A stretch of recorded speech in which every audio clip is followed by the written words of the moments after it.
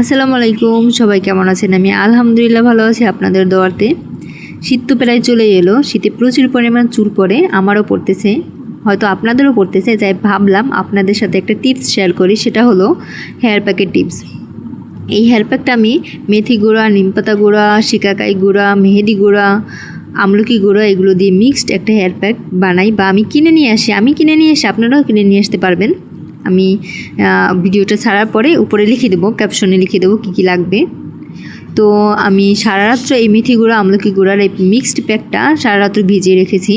সারা রাত্র নর্মাল পানি দিয়ে ভিজিয়ে রাখলেই হবে, তেমন কোনো টিপস নেই। পরের দিন সকালবেলা উঠে আপনারা নর্মাল পানি দিয়েও দিতে পারেন, অথবা চা পাতা দিয়ে দিলে হয় কি, চুলের গোড়াটা একটু শক্ত হয়, চুল সিল্কি হয়। তো আমি চা পাতা 1 কাপ পরিমাণের পানি দিলাম চা পাতার ভিতরে। তো জাল করে অর্ধেক করে নেব। আপনারা অর্ধেক করে নিতে পারেন বা হালকা জাল দিতে পারেন। বেশি করে জাল দিতে হয় কি, চা পাতার কষটা বের হলে ওটা চুলের গোড়ায় পড়ে, তো দেওয়ার সময় তো চুলের গোড়াটা একটু শক্ত হয়।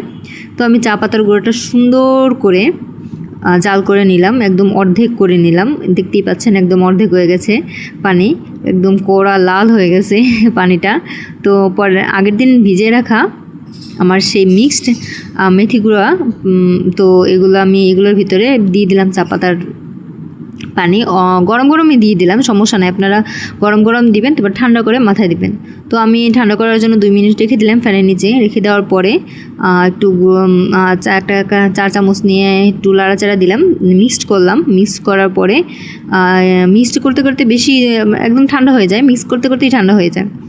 তো 2 থেকে 3 মিনিট পরে আমি একটা ডিম নিয়ে আসলাম। ডিম ভেঙে এই মিক্সড হেয়ার প্যাকের ভিতরে দিয়ে দিলাম। দেওয়ার পরে একটু লাড়াচাড়া করবেন, ডিমটা যেন হেয়ার প্যাকের সাথে ভালোভাবে মিশলে ভালো হয় আর কি। না হলে একদম আলাদা আলাদা থাকে, মাথায় মিশতে চায় না। তো ভালোভাবে এভাবে মিক্সড করতে হবে, মিক্সড করে মাথায় দিতে হবে। আলহামদুলিল্লাহ, আমি এটা দেওয়ার সাথে সাথে মাথার চুল পড়া বন্ধ হয়ে যায়। আমি চাই আপনারাও একবার ট্রাই করে দেখবেন এগুলো, তাহলে আপনাদের চুল পড়াও হয়তো বন্ধ হবে আল্লাহর রহমত করলে। তো আমি এভাবেই দিই, মাঝেই দিই। আমি 2 দিন পরই দেই আমি এইটা চুলে। আলহামদুলিল্লাহ, অনেক ভালো।